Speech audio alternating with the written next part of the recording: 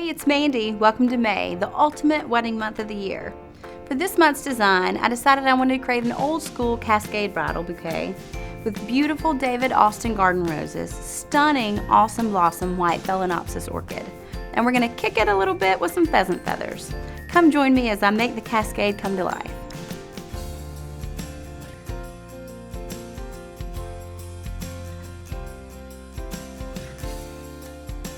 Before we get started creating the magic, I want to go over a couple of components that are going to help us create a great base for our Cascade bouquet. This is a gala bouquet holder designed by a floral designer for a floral designer.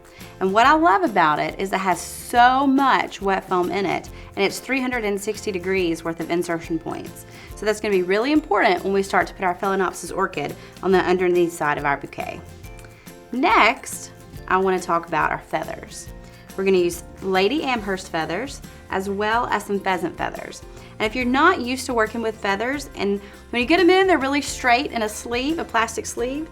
If you want to curl them, all you want to do is take the back side of your floral knife and you simply just want to go across the back, and the more you curl it, the more it'll twist just like this. So that's going to add a lot of movement and a lot of whimsical nature to our finished product. So let's get started. When I start to create the Cascade bouquet, I simply want to insert my longest points first. We want to put them down deep inside so we make sure there's no wiggle room in any of, because she's going to be walking down that aisle and she's going to be moving. So we want to make sure everything's secure. We're going to start with these beautiful, awesome blossom white Phalaenopsis orchid from Mayesh.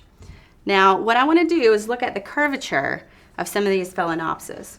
This one has a lot more curve to it than the other one. So we're simply just going to insert them into our bouquet holder where they kind of contour and lay on top of each other. So I'm going to insert the first one.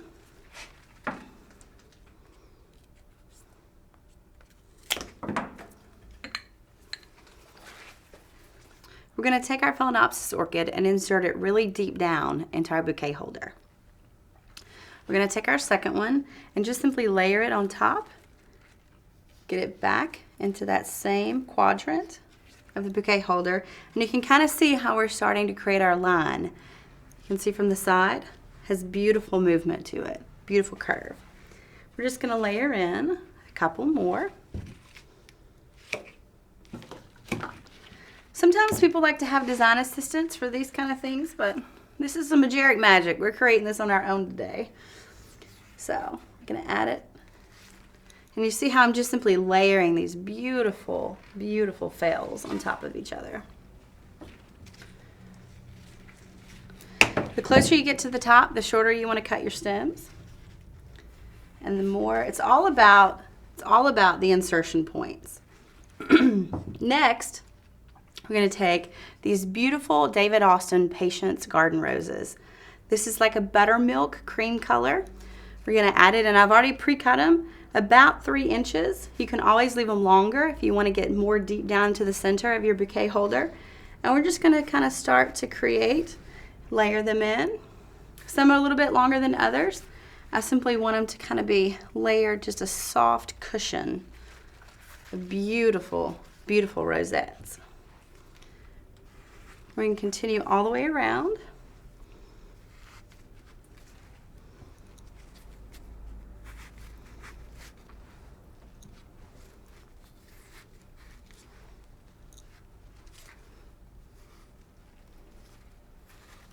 And remember, when you're inserting in floral foam, you want to insert it in the right place the first time.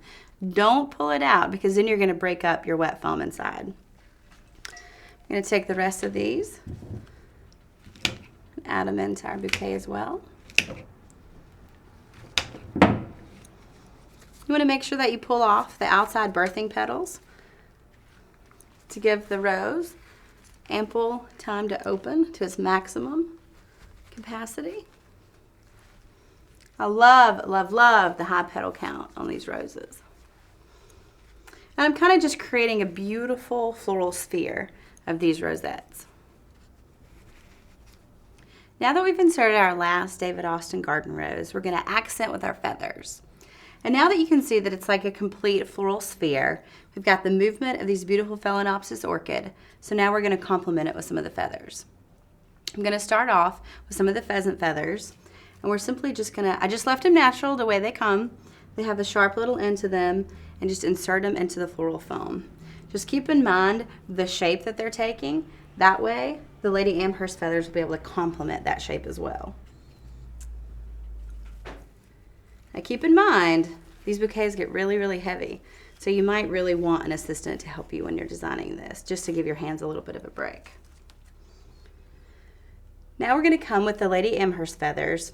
Now these I've already pre-wired just on a little wooden pick because I'm going to insert them from both ends.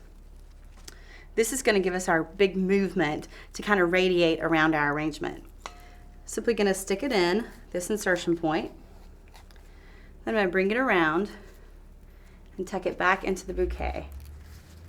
Get it deep down into the floral foam where you can feel. And continue that circle. Another.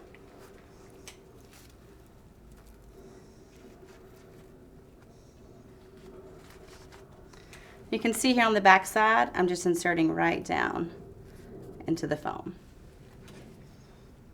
Have one last one. I'll put it a little bit lower.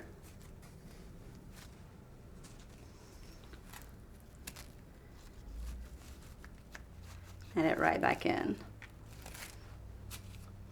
This is going to add a little drama, as you can see, of course.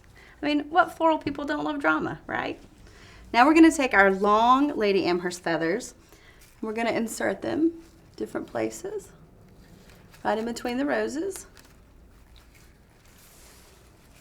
We're going to weave them through our fells just a little bit, a couple of them.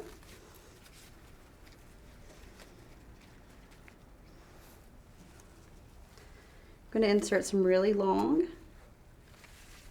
We're going to hang behind our orchids. This bouquet is almost going to drape the floor when our bride carries it down the aisle. I'll let you see from this angle. You can see we've worked in a little bit of the feather here. I'm going to insert one on this side as well. And depending on how long you have to make this before, you might actually want to come in and put a little bit of wire right across your feathers to your Phalaenopsis stem, just to make sure that those feathers get held in place. So when she walks down the aisle, your finished product is exactly the way you made it. Now that we've created our Couture Cascade Bouquet, you definitely don't want to forget about the bride's reception. Some very cool containers from Accent Decor are these posh containers. I love the quilted look. I love that they're white against the buttermilk color, as well as accenting with a little bit of drama, some of these Nikki candelabras. They come in 2 different sizes with this little bit of bling. This bride is definitely going to get a lot of attention.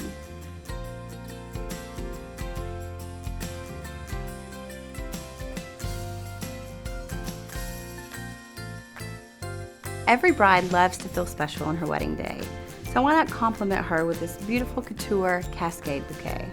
Give her a little whimsy with the pheasant feathers, a little kick, make her be different than any of the other girls that have ever gotten married before. Make her feel special. Create your own Couture Cascade.